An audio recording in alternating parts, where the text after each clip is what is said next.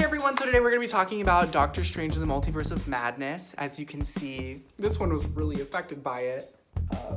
What the hell did I just watch? Yeah. That was the hottest pile of trash I'd ever seen in the longest time. It's like I got a headache from all the stuff I was watching, from all the nothing that I was watching.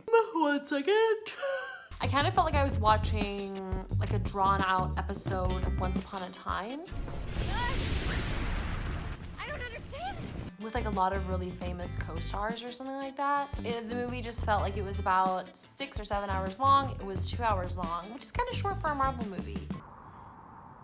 So starting with the beginning, the movie like had the Sam Raimi flair. Like when I saw some of the opening scenes and like at the wedding when like Doctor Strange puts on his cape and he like leaps off the balcony, I'm like, that's very Sam Raimi Spider-Man. Like he's definitely incorporating some of his style into it. Maybe just like figure out a way to like let directors have style but also not make it bad. I mean, the Avengers movies aren't known for their style. They're not known for like their artfulness, they're known for the spectacle of it all.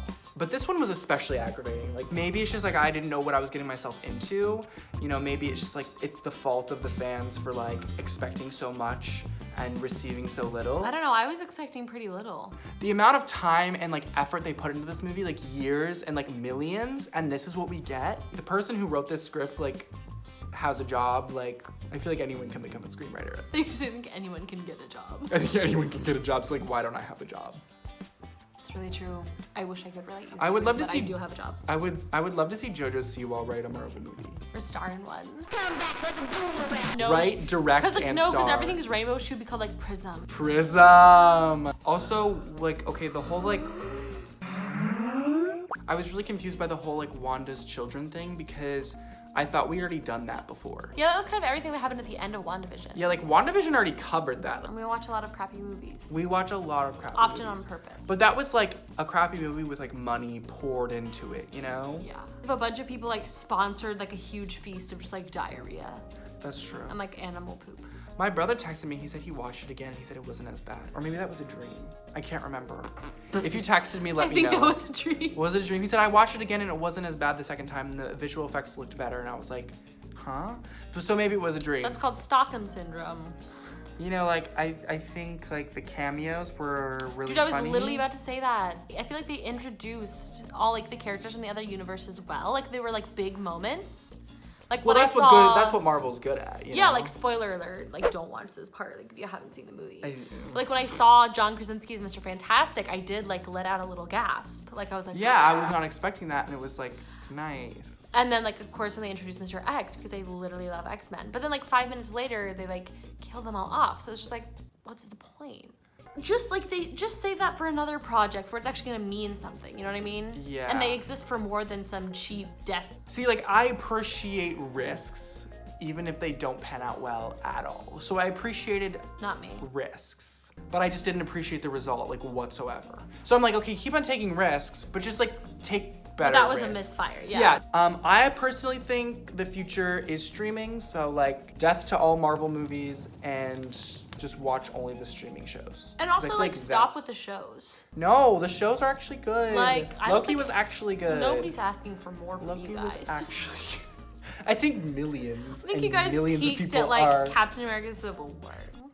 So maybe just put I a think lid on it. considering like the money, like the millions of dollars they're making, There's a lot of industries that make a lot of money that shouldn't be making money. but I don't think they're gonna take this as a sign. I don't think that. Just What if 'cause Marvel sees our video and they like don't listen?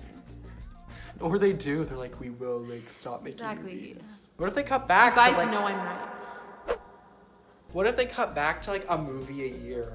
That I could respect. Because then you could put all your focus and energy into making the movie coherent. I think the scary thing is that this movie, like Doctor Strange, is making so much money and it's so bad. Oh, and I wonder, I'm totally like changing the subject, but I wonder how much like COVID affected it, you know? Because they were filming during COVID, so maybe they couldn't get all the people they wanted to get, or maybe they couldn't do all the things they But wanted to do. so many movies that have come out recently were filmed during COVID, and I don't remember seeing any one that I thought was so remarkably bad. That's and plus, fair. so much of the issues was the special effects, like how it looked. Like that's not True. affected by COVID. If anything, COVID should give them more time to just like sit and just like work Yeah. on special effects. Yeah. That's true. Some of the stuff was And it very- was like the writing too was so cringy. Like writing, COVID doesn't affect writing. You can write in solitude.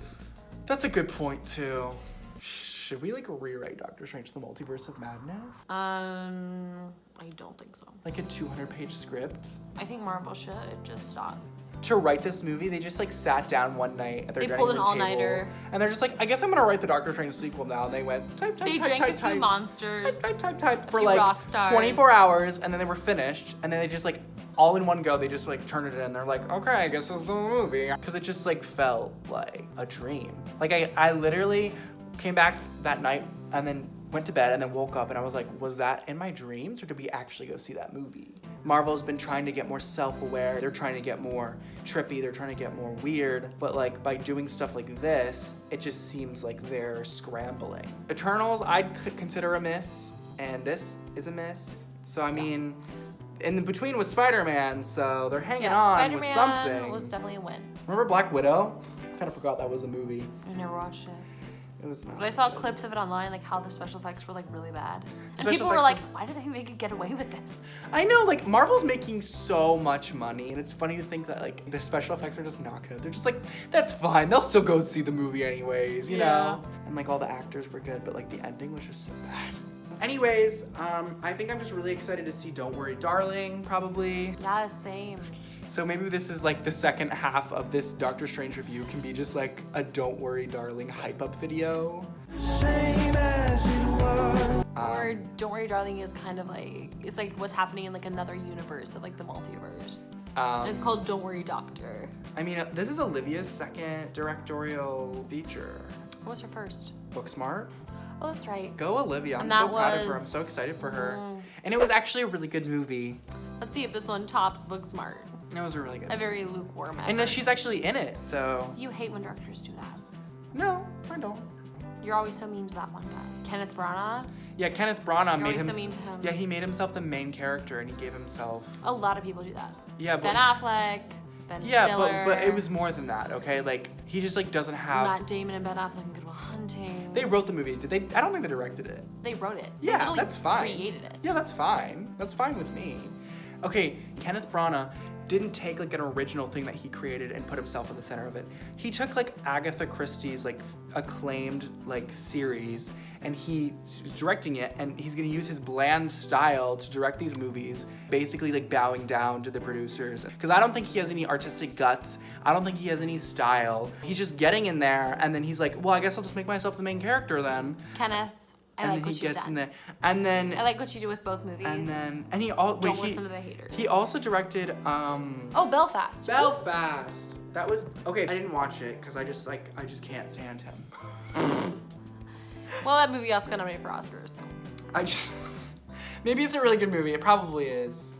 He's the Jessica Chastain to my Grace Randolph. That literally makes no sense. No, it does. Oh, just Grace Randolph, like just not like she Jessica Chastain. hates Jessica Chastain. For like basically no reason. She bashes Jessica Chastain. Go come to think of it, Jessica Chastain was shut out of actress. So this is a So I think great... it's like a really sad trail of just like people becoming embittered and jealous and like not being able to enjoy It's good true. art. I just wish I was a director like Kenneth Branagh and I could just like write and just like direct. So I'm sorry, Kenneth Branagh. This is my official apology video to you. Please title this video Doctor Strange Multiverse of Madness review featuring an official apology to Kenneth Branagh. I like it. It's a long title, but I think I might go there. Anyways, thanks so much for watching the video. Thanks for watching. It was kind of like a live. Like and subscribe. Okay, bye.